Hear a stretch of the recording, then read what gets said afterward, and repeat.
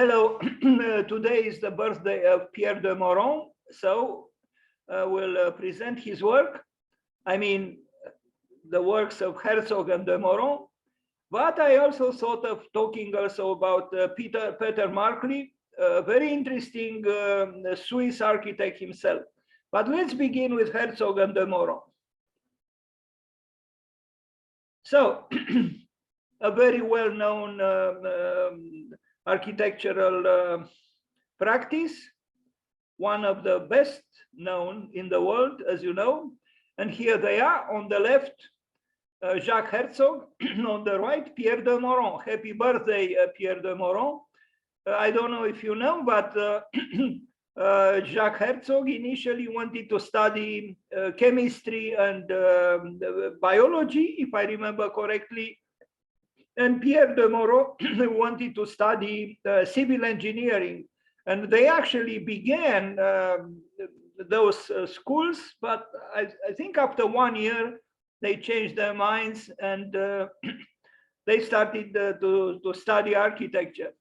But I understood they were actually friends since childhood. And this is beautiful. You know, how many architects have such a long friendship and partnership. So they know each other since they were children, and they are now together, both men over 70, and running a very successful practice with more than 400 employees and countless works. Again, on the left, Jacques Herzog, on the right, Pierre de Meuron. Here we see Jacques Herzog with a distinctive cap. He sports sometimes this interesting informal, covering of the head, and I like it very much. I think they collaborate very, very well. This is my feeling, that they complement each other, and the works are accordingly very, very successful. They build so many works, but I begin with not chronologically, logically, so to speak, or I don't show the works in a chronological order, but we'll see many works by them. Berlin Museum, this is a project which was not built, at least yet. It is here, and what I like about their works is that Herzog and de Meuron do not actually have a style or a signature work. The work is very varied, and all kinds of approaches are accepted by their office. The interior is, a museum with white walls, but there is also this veiled part which is to be noticed, because I think Herzog and de Meuron have a liking for ornament, and also for porosity, and for what I call the architectural veil. So we'll see plenty of works like this. Now, a tall building in New York City, 56 Leonard Street in New York City is this one. When I made this presentation, the building was not finalized, but now it is. And yes, it is a building for the, for the well-to-do. It's not a building for proletarians. But what can we do? Architects very often work for those who are privileged. They have the money to buy an apartment in a tower built by Herzog and de Meuron in New York City. But if we look at the building on the right and the building on the left, we see that their building is creating the most an harmony through contrast. To build like this at the time when this building was built would have been inconceivable. The same with this one, but we live in a different time. And anything is possible, it seems. although now we are confronted with all kinds of crises, but we see also the crisis of the tower, of the Cartesian tower, because here we see a tower which is reluctant to accept, monotony, or to accept, straight facades and, prismatic volumetry. In fact, if we look at this rendering, this drawing, we see clearly that the tower is kind of biting its own tail, like the mythological snake. What I'm trying to say is that the tower is sabotaging itself, because if we look at the corners of the building, and not just the corners, but we see clearly that a straight line from the bottom to the top is avoided. And why is it avoided? Because I think this is a Hamletian tower. It's a tower that expresses, to an extent at least, doubts about its very being. So that's what I meant by the mythological snake which bites its own tail. This tower is moving upwards, but at the same time, it expresses some doubts about this very movement somehow. Paradoxical as it is. Concert hall in Hamburg, a very well-known work by them, and it was built.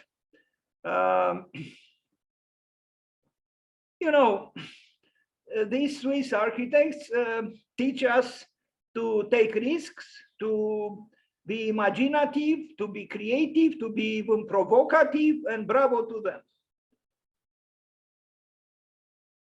Yes, it is an expensive building in an expensive city, a proud city. Hamburg is a proud city, and the building is, ready to float on water. A major achievement. And look at the facade. This is a surrealistic facade. It's surreal. It's technological, but it's also plastically engaging. It's a phenomenon in itself. It's an event. This facade, just this fragment of the facade, is an event. Look at the windows. They are all different. I mean, the same principle, but the dimensions and even the shape differs from one window to the other. This is creativity. They didn't just follow the prescribed path. They invented something. And the ambiguities of the facade are shown also inside, because you look at the ceiling, and the ceiling also, not only that is not flat, but it has a texture, it has a character, it has, tactility is something that they are interested in. It's not a flat, slick surface.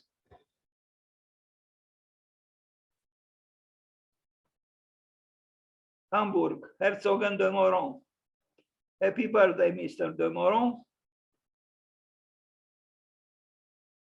Now here they experimented, or they tried a scale, full scale, 1-to-1 fragment of the facade, which was probably manufactured off-site in a factory also, for the preciseness, the rigor of the execution.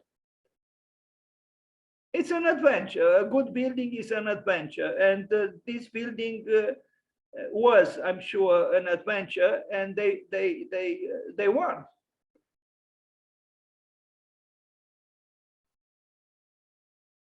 This reminds me, when I look at this rendering of this section through the building, it reminds me of a model of a building also for a concert hall, by Frank Gehry at his retrospective in New York City. I sat on a chair inside his model at the Guggenheim Museum. I remember that I was stunned, such a big model that you can actually sit inside the concert hall. well, just one person, of course, at the time, but still. Anyway, a student or an architect or someone who studies the building in an exhibition, and the building is adventurous, as you can see, you know, the cave, the big womb-like concert hall per se is that dramatic, you know, hole in the mass of the building.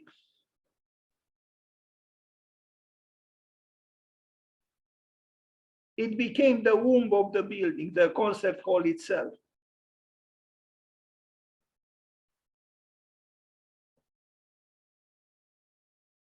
We also see here the fight between two systems, the Cartesian system and the organic one. But the organic one is not really a system, but is the exception, the accident, the accidental erosion of the Cartesian structure that creates a dynamic building.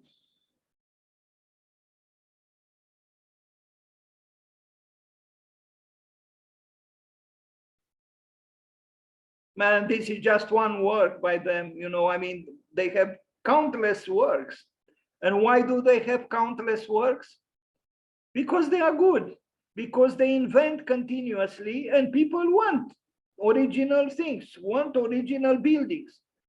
If you pay some money for a building, let's at least pay it for, you know, something worthy of being paid for.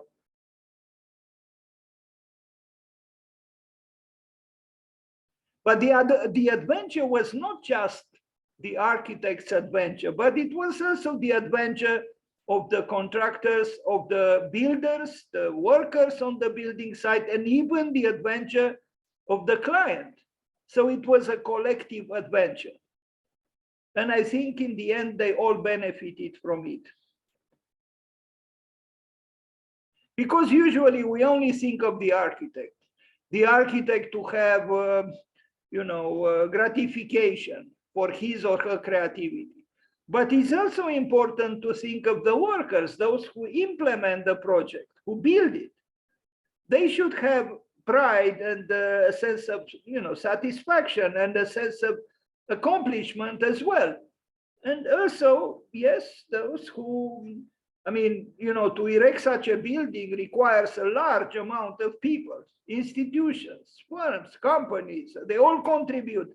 And in the end, the flower of the building, conceived by the architect. You see the erosion, I think this is at the Venice Biennial.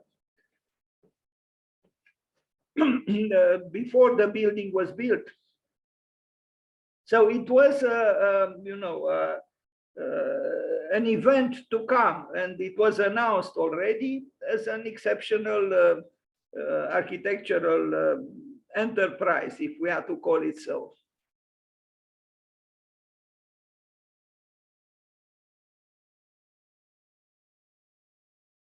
It would be interesting perhaps to compare the opera in Sydney with this building, because they both advance into the water.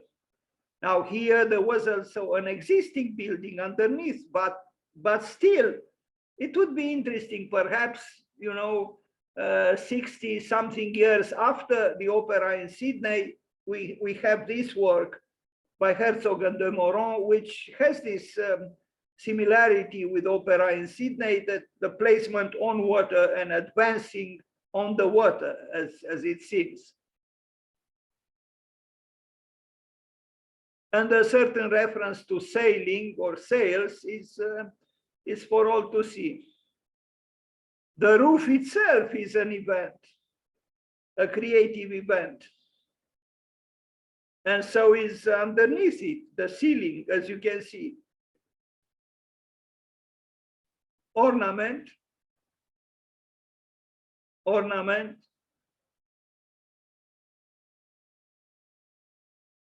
These two architects and their firm, of course, but these two architects who initially didn't want to study architecture, but one engineering, and that is de Meuron, and the other one chemistry and biology, seem to be very sensitive architects and very artistically oriented. Here they are on the building site. Tate Modern London extension, also by them. This was an initial project, but was not built like this.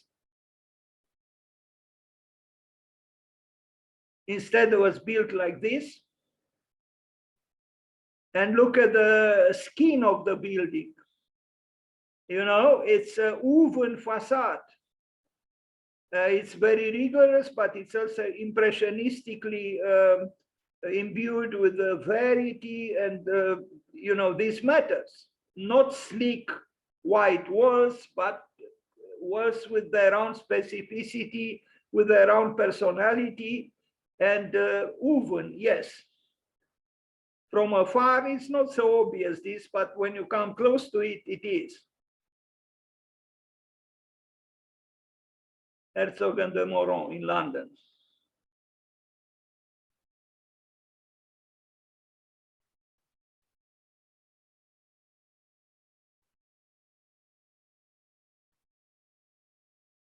Tate Modern Switch House, Tate Modern Switch House. You know, that's the building that they worked on, but I think they also had some interventions here. You see, the Tate Gallery is a famous art space in London. Sorry for this intermezzo from Tate to Hamburg.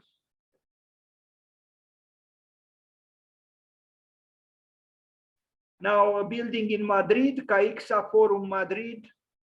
It's a very different building, very close to the earth, but here they were very unconventional. They cut an existing building so it doesn't touch the ground, and then you have the underbelly of the building that is expressionistically ominous, dark, maybe a little bit too dark. But look at the bottom of this facade, it's cut. So Frank Lloyd Wright, with his building growing from the earth, is contradicted here violently. I think this kind of architectonic gestures infuriated Kenneth Frampton in his evaluation of Herzog and de Meuron, because yes, they could be irritating for a more should I say, orthodox understanding of modern architecture. And look at this building. It's fractured from the so-called normal drawing from the earth upwards. Cut. And the erosions, the ornamental erosions in this metallic plate, the second facade. Now look at this. I mean, this is obviously a provocation. You know, you see that fragment, I mean, a large fragment, a whole old wall that is simply not going to the earth. It's coming from above, and then it barely leaves enough height for you to go underneath. I wonder what they wanted to symbolize with this. What could be the meaning? Maybe the danger that art is supposed to represent, maybe.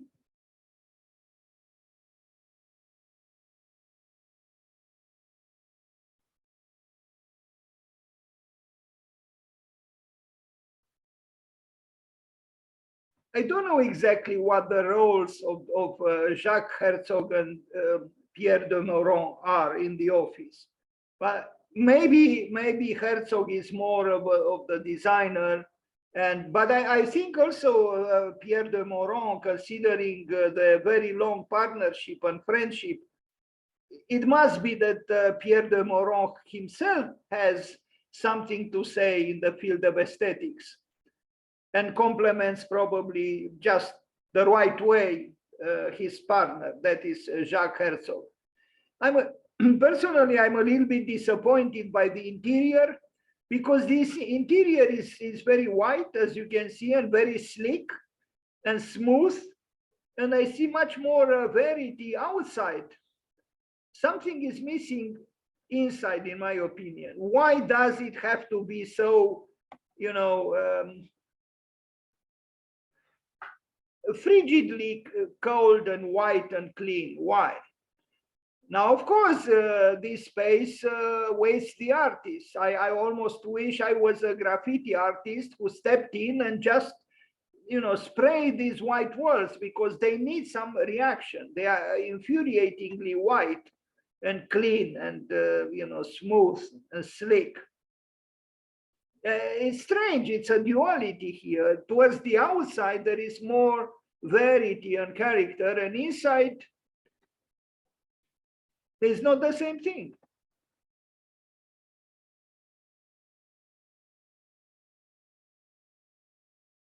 I look at this wall here, which is covered with vegetation, with plants, and it's like a large artwork.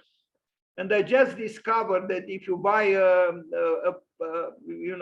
sheet of OSB and you expose it to the elements, let's say to the rain, it becomes very much artistically endowed, kind of like here.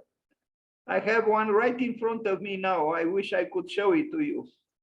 You know, you don't know anything, and nature works on that, wood or wooden conglomerate, and creates a beautiful work. Anyway, the old building underneath, the intervention above, but there is intervention also here. I mean, really, I can understand the puzzlement of, the promoter of the building growing from the earth upwards.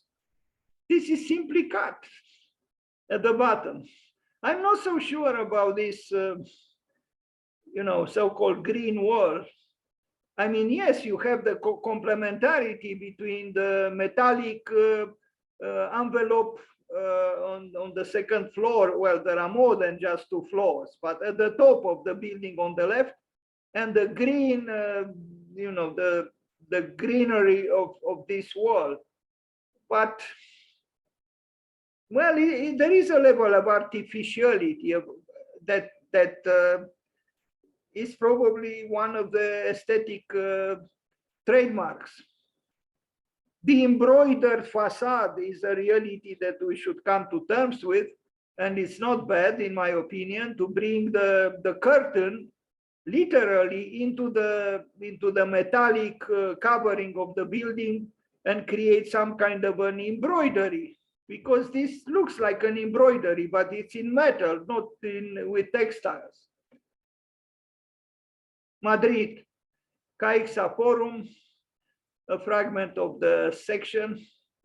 Here is the whole building. I mean, a cross section through the building.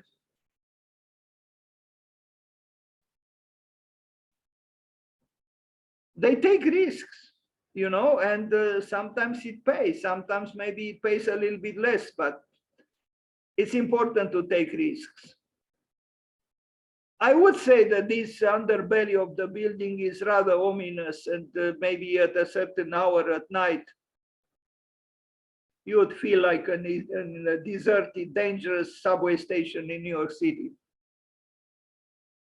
I wonder if they did it intentionally. They probably did, but I don't know the reason they chose to do so. Maybe to have a contrast, you go inside the museum in this way through the dark, ominous underbelly, as I call it, and then when you are in the exhibition spaces, you enjoy art even more. And here we see the erosions of the decorative panel, the crisis of Cartesianism. You could even say in a rebel way, you could say, I erode, therefore I am. Paraphrasing, of course, Descartes. Barcelona Forum, a very different forum from the Madrid. Maybe it was done intentionally, considering the rivalry between Madrid and Barcelona. Here it is. the Barcelona Forum. But we have ornamentation here as well. You look at the ceiling, look at the walls.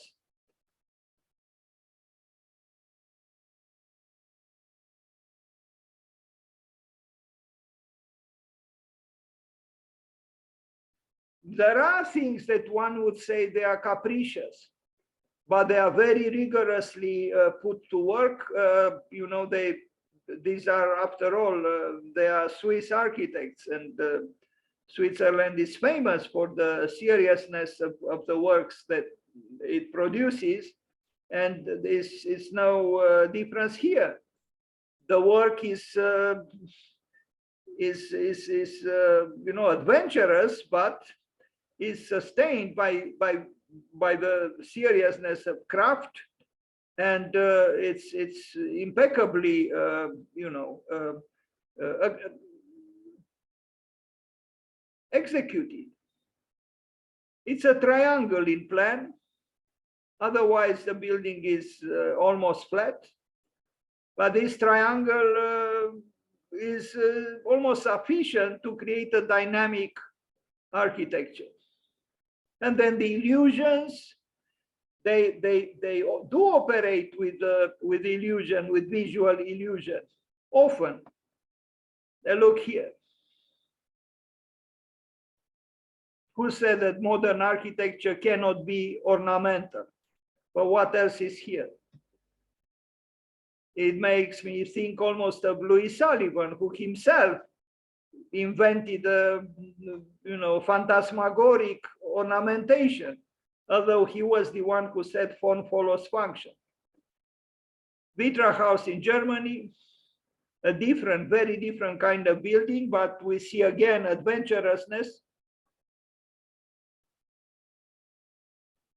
They are playful. Sometimes the play is not innocent, but they are playful.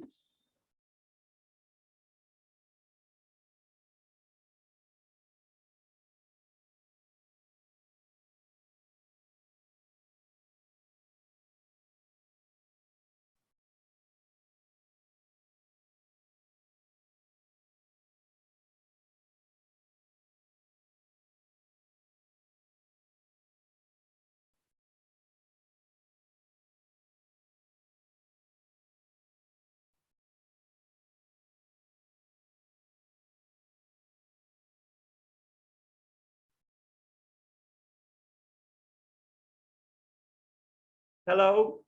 You know, I almost felt like saying the criminals in charge.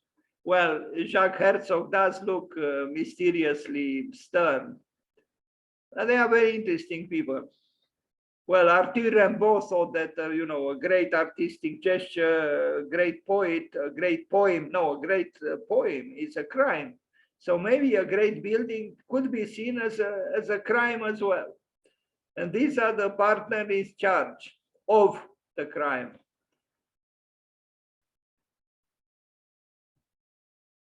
And this is a stage design they did for an opera.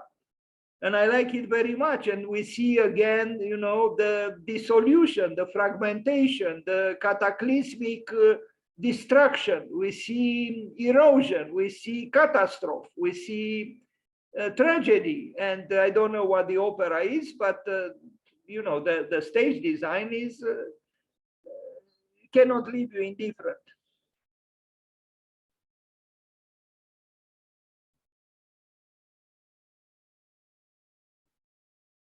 This is another work in the United States. We are going to arrive at it a little bit later. Here they are with famous Chinese artists. They work together to build the Beijing National Stadium for the Olympics.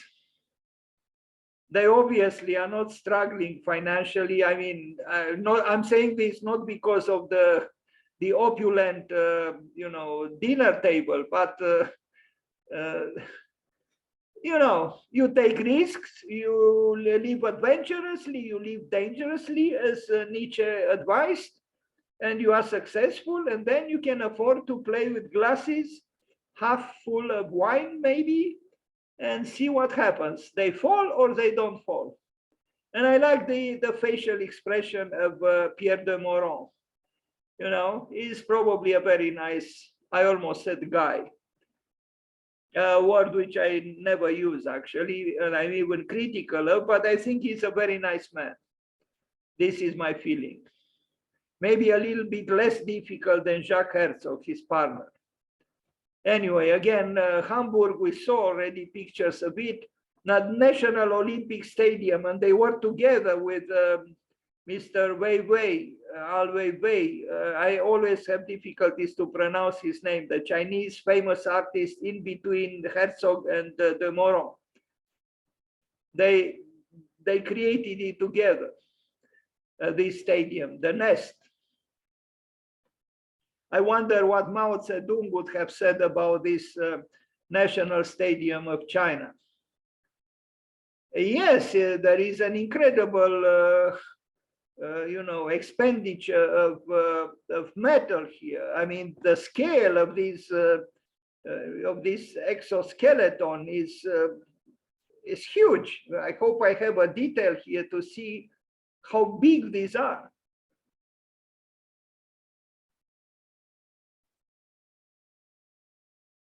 But they built it. And look at this. Here you realize, you know, it's a knot of giant dimensions in metal.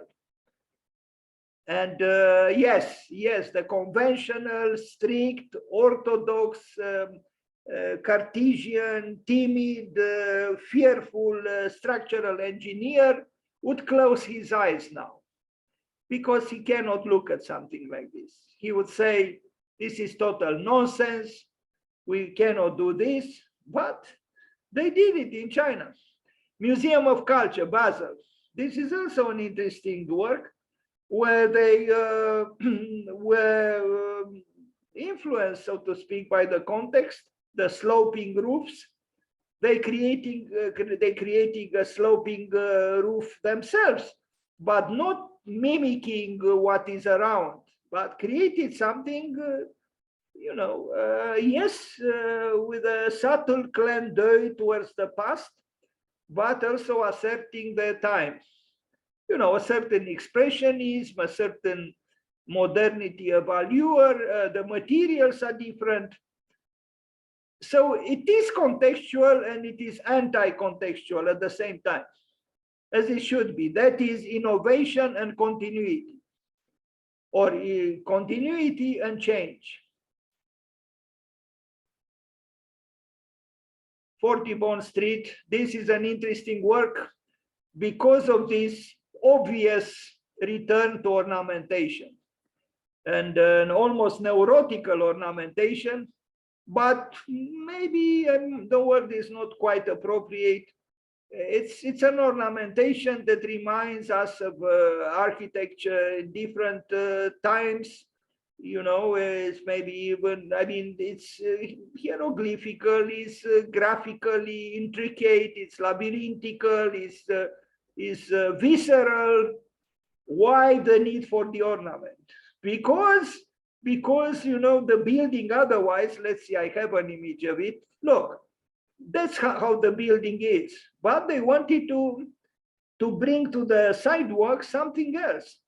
And they did with this, you know, with this ornament. I guess they have the same duality that Louis Sullivan had. And I wonder why those who claim some kind of a relationship with Sullivan ignore his ornaments.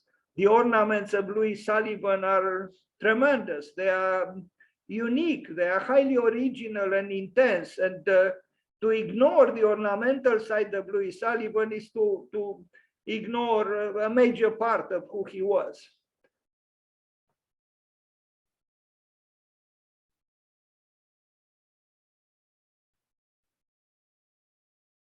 Otherwise, the building is, you know, a so-called regular building. Although I'm sure there are interesting things happening beyond this ornamentation. It's not just the ornamentation that makes the building good, but I think the ornament is is interesting. Let's be honest, it is interesting. You know, it's impulsive, it's graphically engaging, it's mysterious, and we need such things in life. We saw this already, but sorry about this intertwining of some works. We need some additional order in my presentation. Now, the reading space in Jinhua Architecture Park that was initiated and, I don't know, sponsored or by the friend, the artist, who built it actually as an homage to his father, who was an important poet. Apparently in China, poets still have recognition from society. China had great emperors who wrote poetry and who indulge in the beautiful calligraphy. So a poet in China apparently has a high status. So this was built in this city in Jinhua. Is a park, and Wei wanted to invited architects from all over the world to build something there, and his friends Herzog and Meuron built this structure, which I like very much. I'm not even sure the word structure is appropriate, but I like it very much because it is it's almost an architecture that responds to the call to arms of Wolf Prix. I asked Wolf Prix in a Skype interview with him or dialogue with him, what do you recommend architects and students in architecture? And he said just this, don't think. This was the recommendation of Wolf Prix to architects and young architects and students. Don't think. And it seems this building, this architecture that Herzog and Meuron did was conceived and executed just in this way. I only hope Pierre de Meuron doesn't jump from there, but it's clear that architecture benefits from sculpturalness. And it is clear also that it benefits from chains. This is not a building that was conceived rationally in the dry brain of the architects. No, it's actually very close to the ideal, or not the ideal, the conception that Brancusi had of a building when he said a building or an architecture is an inhabited sculpture. Well, this is very close to a sculpture, but it is inhabitable, or it does have an interior space which is mysterious, and it asks for being discovered. So it was called, this building, the reading room, although initially I'm sure they didn't think of building a reading room, and you would say, where is the room? Well, all those excavations, all those alcoves, all those niches, you know, you can take a book and, you know, find your refuge in one of those, you know, little spaces within this visceral architectonic sculpture. And yes, maybe read. Not bad. Herzog and de Meuron. Pierre de Meuron, and whose birthday is today. China. China, which had a very stringent communism, and look at them what they built. And back to Madrid, the Caixa Forum with its embroidered facade. And then we see, you know, how they develop ornament, you know, digitally. This is for this work in New York City. And this is, I don't know, it might be the Caixa Forum, or it's part of a, no, it's outside. It's possible that it is the Barcelona Forum. The Prada in Tokyo, another provocative building, lots of glass, but used unconventionally. The power of diagonals is for all to see. Yes, it's a mecca for those with lots of money. if you don't have a lot of money, you don't step in a Prada store. That's not for you. But actually, I would like to see some social housing done by Herzog and de Meuron. Unfortunately, again and again, the interior is a little bit too white for my taste. It's more interesting the building outside than inside. Now, inside, of course, we have the splendid and unapproachably expensive pieces of clothes and you know, bags and shoes of Prada. I mean, a pair of shoes probably cost 10,000 euros, if not more.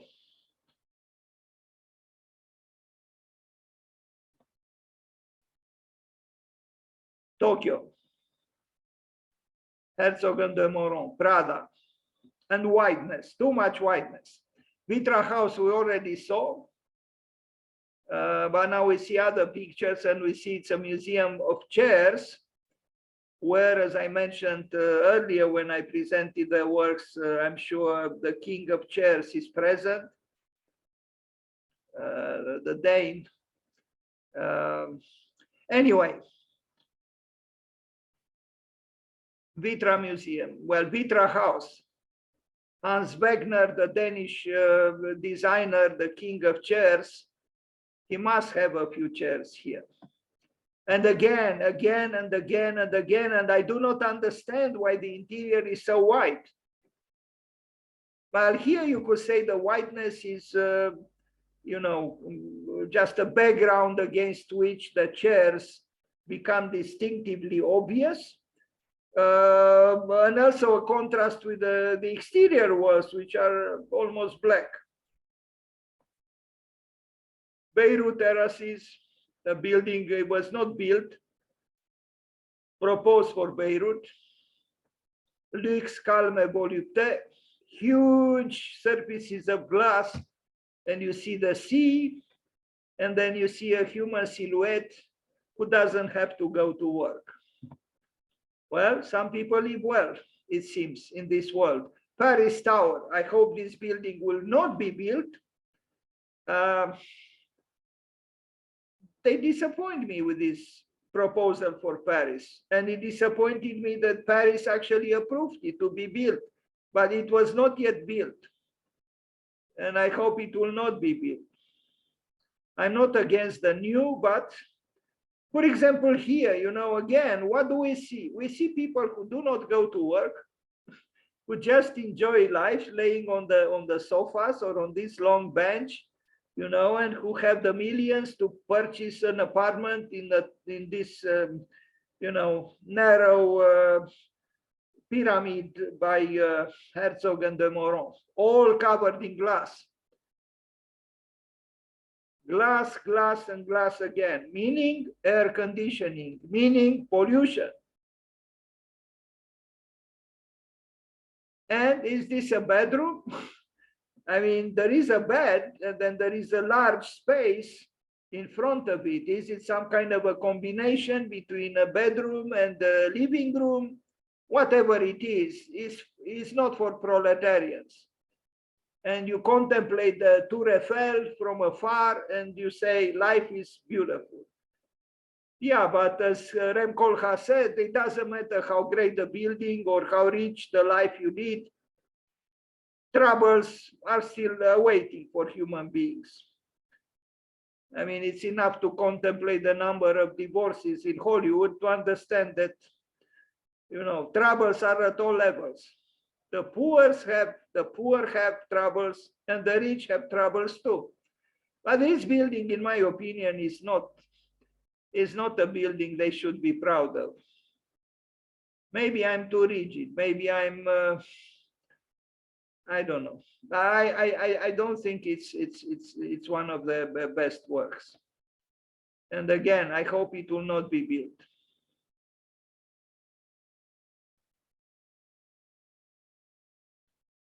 I prefer the subway station of Hector Guimard. And again, glass, glass, and glass again. No window is open. Let's pump air conditioning. The more, the better. Look at this.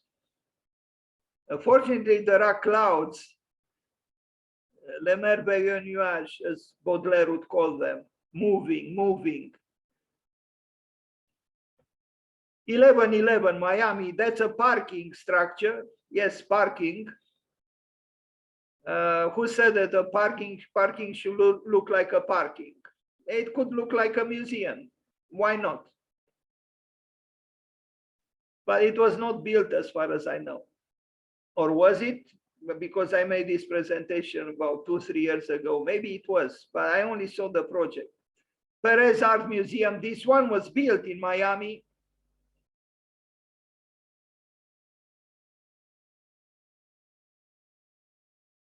They are very versatile, the Jacques Herzog and Pierre de Meuron. They build in so many ways. And I appreciate this. You know, they don't do signature works. And I think any good architect should strive to not do signature work. So this is in Miami, again, another art museum. They built quite a number of art museums. For an art museum, you can do almost anything. And I would almost say the more boring, predictable, rigid, dogmatic life is, the more exuberant and flamboyantly, asserting themselves the art museums are.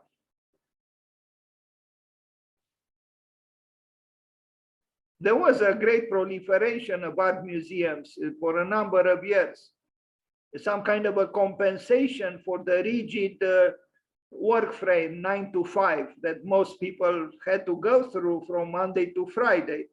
The pandemic, the COVID pandemic problematized that, but still, the cycles of production and consumption and the obsession with efficiency and order and profit,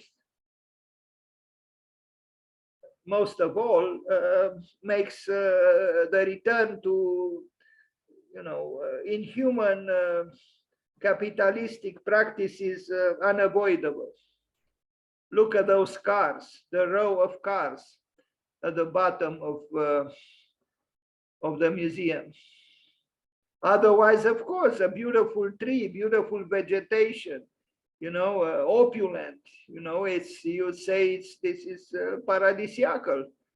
But Miami has its share of great poverty. Not everything is splendid. Parish Art Museum, this is we saw a picture of it before, is in the United States. A very, very long museum. Look at it. This is almost like the Twin Towers, but horizontally, not vertically. Of course, a tower cannot be horizontal unless you call it an horizon scraper and not an earth skyscraper. There are also earth scrapers. I had seen a project by Zaha Hadid, which was just that. And also Jean Nouvel proposed a skyscraper that was in actuality, in my opinion, an earth scraper, not a skyscraper. But this is a horizon scraper because it's very long and is extruded, and you have this cross-section, triangular as it is, going all the way for the length of the museum. It's kind of like a Home Depot for art.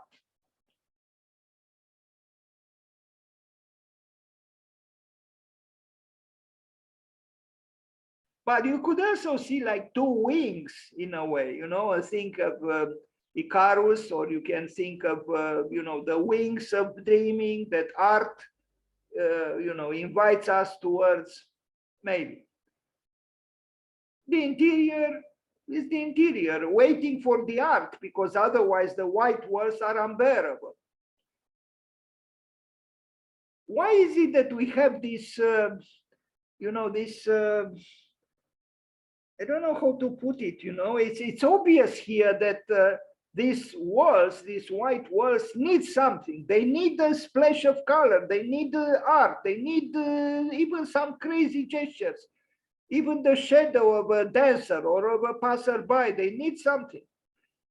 When are we going again and again? The interiors of the architecture is not as interesting as the exterior. But the buildings are very long, as you can see. And they build something in a way similar in Milan, and we are going to see very soon. But this was, I don't know, an initial project, an initial proposal for the same building. This was interesting as well, very interesting, but in a very different way. What is this? This is something else. I don't know if this is part of that museum in the United States. The cross section seems to say so. And here is a book with the two of them, young people, left Herzog, right de Meuron. Friends from childhood. Very, very nice. Prada, China, that architecture park. We saw pictures with this. Now New York City.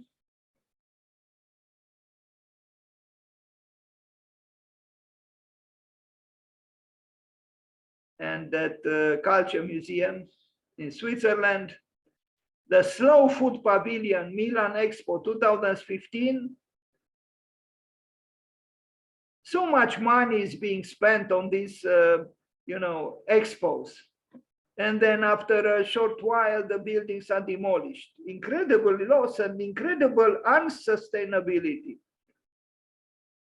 I don't know if we can afford for long such such losses. To build a building which obviously, was an investment, and then destroy it a few months later when the expo is over. I don't think we can afford to continue in this way. Feltrinelli Porta Volta, Milano. This is the building that I had in mind when I said that it's a little bit similar to, or maybe not a little bit, it's a very long building with a cross-section, with a paradigmatic sloping roof, except that this one has several floors, and it was built in Milan.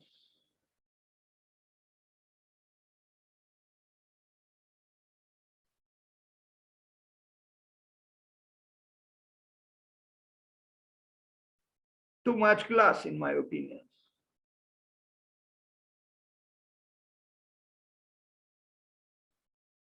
I'm not going to read the text now, but I do read a fragment of it. They declared, Herzog and de Meuron, we therefore always did our best to not separate theory from the built work. Buildings don't follow theory, but yes, the best buildings always allow for theoretical interpretations of all kinds. And this is someone else wrote, Herzog and de Meuron have the widest approach to architecture, varying their style from each job. In this sense, they epitomize the global search for an architecture of pluralism, one flexible enough for very different cultures.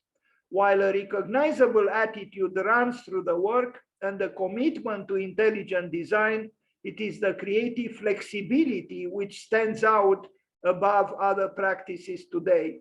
The high quality of the work is as notable as the width, the amount of production as much as its personality. This is due partly to the working methods of dividing a large office of more than 400 people into small, highly motivated design teams and creating the collegial atmosphere of a research institute. The conceptual innovations combined with high turnover are highly risky, yet they have continued to produce architecture of the highest standard, rigorous and iconic, and plain or ornamented, depending on the task at hand. The small medical work rehab is exemplary, and we are going to see it next. the open access, well, anyway, it's a museum, is interesting and provocative, and the Vitra house is funny, mordant, and to the point. Herzog and de Meuron deserve a lifetime award as a local Basel office and a global practice. They seem to have finally squared the circle of large-scale architectural production.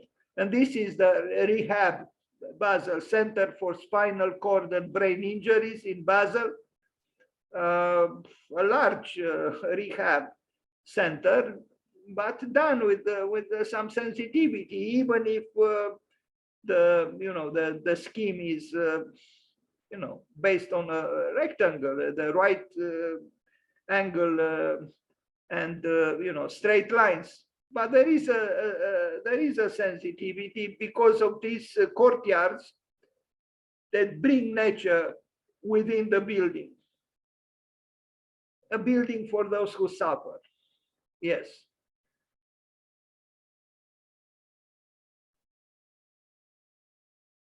Herzog and de Meuron in Basel. And we see here again the second facade, the mask, the veil, which filters the light and creates a less abrupt distance between the interior and the exterior.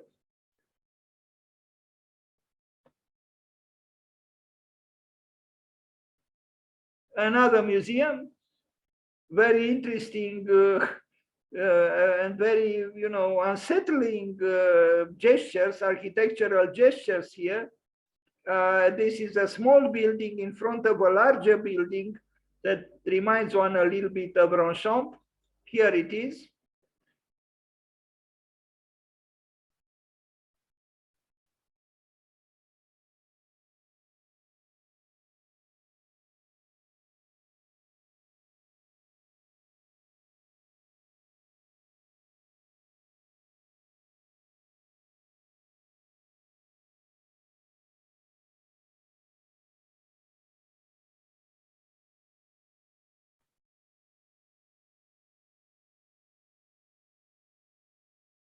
There are some echoes here from the CAIXA forum in Madrid.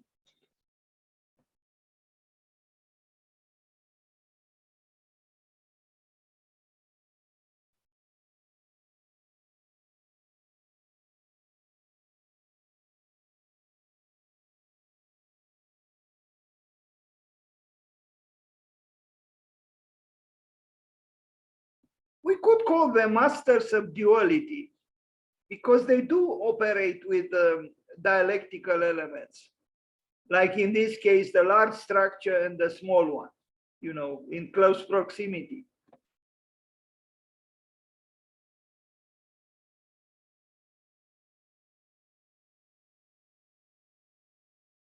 The new Vitra Design Museum gallery, it's a building, here is the building by Zaha Hadid on the left, one of her earliest works. And this is what they proposed, Herzog and de Meuron. And we are reminded of the first work that we saw tonight, that proposal for a museum in Berlin. They do have this, from time to time, they return to this Ur-architecture, with the typical facade and the typical cross-section of a so-called, traditional house or building that any child would draw kind of like this. But it's such a, a static structure, maybe they did it polemically to the building by Zaha Hadid, which is on the left. Because we know they are capable to create a very dynamic architecture, but from time to time they return to this architecture, which probably would have been appreciated by Henri Tessenov. And again, the interior, the walls waiting for the art to come. And here it is, the art that came. Chairs, chairs, and chairs again. And I will stop now here. Let's have a short discussion.